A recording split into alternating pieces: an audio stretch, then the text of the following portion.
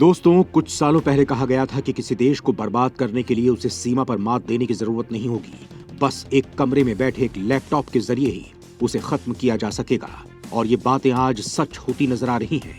आज के टाइम में किसी देश को घुटनों पर लाने के लिए उसके साथ सीमा पर लड़ने की जरूरत नहीं है। बस जरूरत है इंटरनेट और कंप्यूटर की। और इसके बाद दुश्मन देश का खेल खत्म और हमले का नाम दिया गया साइबर अटैक।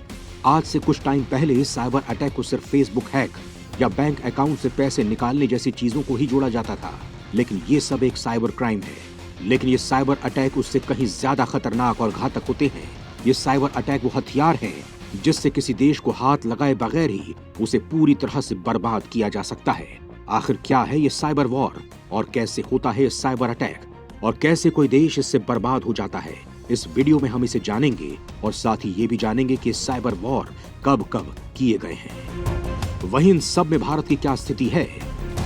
दोस्तों, 21वीं सदी के पहले 2 दशकों में दुनिया बहुत ज्यादा बदल चुकी है। इंटरनेट की दुनिया ने हमें क्या कुछ नहीं दिया है, लेकिन इससे एक नया खतरा भी पैदा हुआ है, वो है साइबर हमले। साइबर अटैक को लेकर आज जो स्थिति है उसकी शुरुआत में कहानी कुछ और थी। जब शुरुआत में इंटरनेट आया था तो तब उसके साथ काफी सारे सॉफ्टवेयर भी आए थे जो हमारे कई कामों को आसान बनाने के लिए किए गए थे, फिर चाहे ईमेल या बैंकिंग से रिलेटेड। लेकिन इन सॉफ्टवेयर में कुछ खामियां थीं जिसके बारे में कुछ कंप्यूटर इंजीनियर्स को पता चला। तब उन्होंने जाना कि इन सॉफ्टवेयर की इन कमियों के चलते इनके कोड्स को बदला जा सकता है और साथ ही इनके मेन कंप्यूटर में भी घुसा जा सकता है। तब इसे हैकिंग का नाम दिया गया था। तब इन इंजीनियर्स ने सॉफ्टवेयर के बग्स को इंटरनेट पर डालना शुरू कर दिया। लेकिन फिर इन बग्स पर अमेरिका की एक कंपनी आई डिफेंस की नजर पड़ी। उसने इन हैकर्स को हायर करना शुरू कर दिया।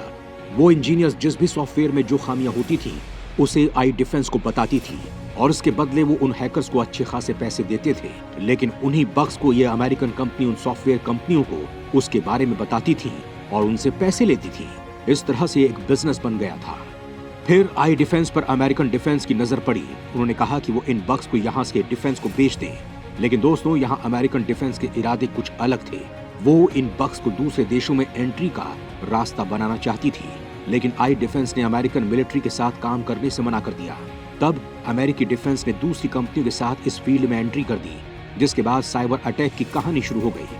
तब एस्टोनिया ऐसा पहला देश था जिस पर 2007 में एक बड़ा साइबर हमला हुआ। इस हमले में कई कॉर्पोरेट और सरकार की इंटरनेट सुविधाएं कई दिनों तक बंद रही थी।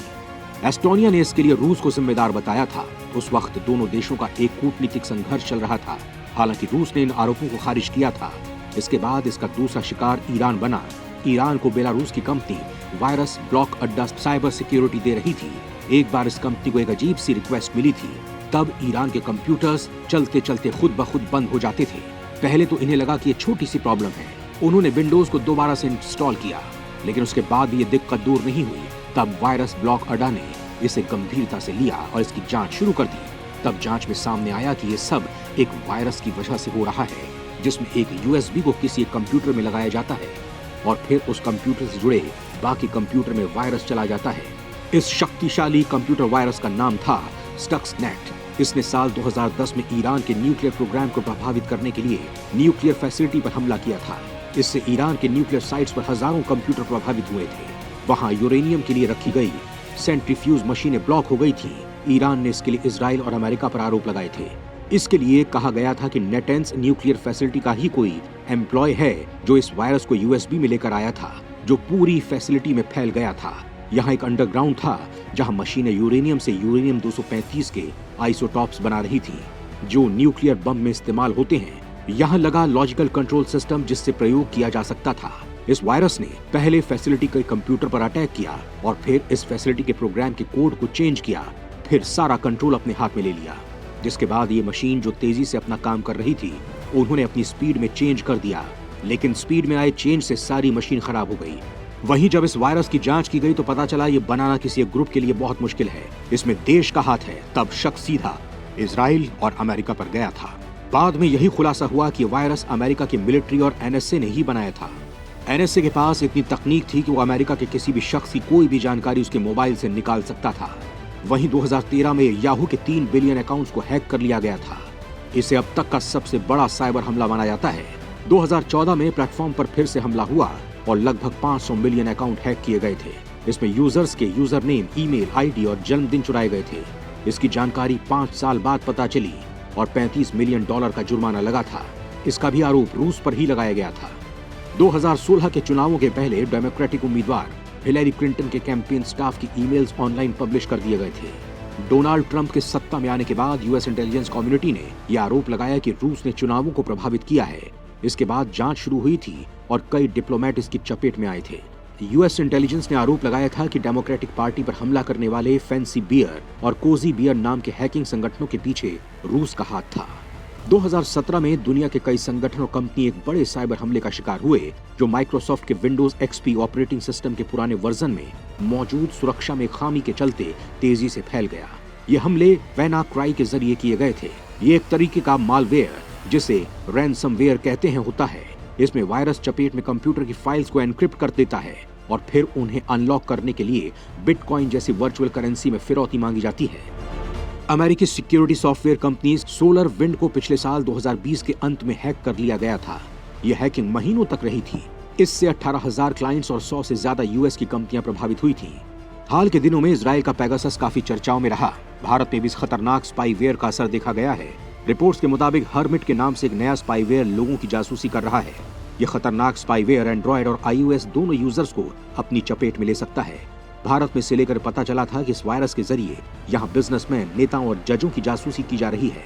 वहीं माना जा रहा है कि कजाकिस्तान, सीरिया और इटली की सरकारों ने लोगों की जासूसी करने के लिए हर्मिट स्पाईवेयर का इस्तेमाल किया है। वहीं चीन, उत्तर कोरिया, पाकिस्तान और दूसरे देश भारत को साइबर हमला करके निशाना बना रहे हैं। इन्हीं हमलों से निपटने के लिए भारत अपनी सुरक्षा को बढ़ाने पर काम कर रहा है। बहुत कम लोगों को मालूम होगा कि भारत की अपनी एक डिफेंस साइबर एजेंसी भी है, जो चीन से बाहर से होने वाले तगड़े से तगड़े साइबर अटैक का मुंह तोड़ जवाब देती है। ये ट्राई सर्विस कमांड है। इसे सेना के तीनों अंगों के सैन्य स्टाफ से बनाया गया है। इसका मुख्यालय दिल्ली में है। नवंबर 2019 से इसने अपना काम करना शुरू किया था। ये 2 तरह से काम करती है। एक तो साइबर अटैक से हमारी संवेदनशील जानकारियों की रक्षा करती है, और दूसरा, कोई अगर इसमें सेंध लगाने की कोशिश करता है तो इस साइबर कमांड उसे भरपूर जवाब भी देता है। चीन लगातार भारत की संवेदनशील जानकारियों को न केवल चुराने की फिराक में रहता है, बल्कि यहाँ के सभी तरह के डेटा पर उसकी नजर रहती है। चीन की इन्हीं हरकतों का जवाब देने के लिए भारत की डिफेंस साइबर एजेंसी ऐसी ही बातों से निपटती है। जो काम मिसाइल नहीं कर सकती, वो साइबर अटैक कर सकता है। पिछले कुछ सालों में भारत ने बड़े साइबर अटैक झेले हैं। इनमें भारत का PMO, कुछ मंत्रालय और अहम विभागों के कामकाज प्रभावित हुए हैं। चीन और पाकिस्तान के साइबर ग्रुप्स लगातार भारत के अहम प्रतिष्ठानों पर अटैक करते रहे हैं। अभी हाल ही में केंद्रीय गृह मंत्री अमित शाह ने बताया कि करीब 6 देशों ने भारत की सुरक्षा में सेंध लगाने के लिए साइबर आर्मी बना रखी है। लेकिन भारत भी इस खतरे से निपटने के लिए पूरी तरह से चौकन्ना है।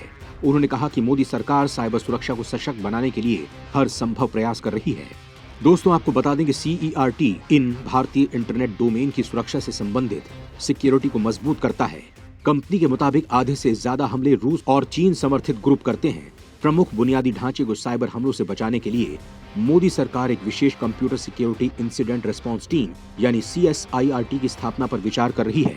नए दिशा निर्देशों के अनुसार VPN सर्विस प्रदाताओं की भी निगरानी हो रही है और उन्हें यूजर डेटा को 5 साल तक के लिए स्टोर करना जरूरी होगा।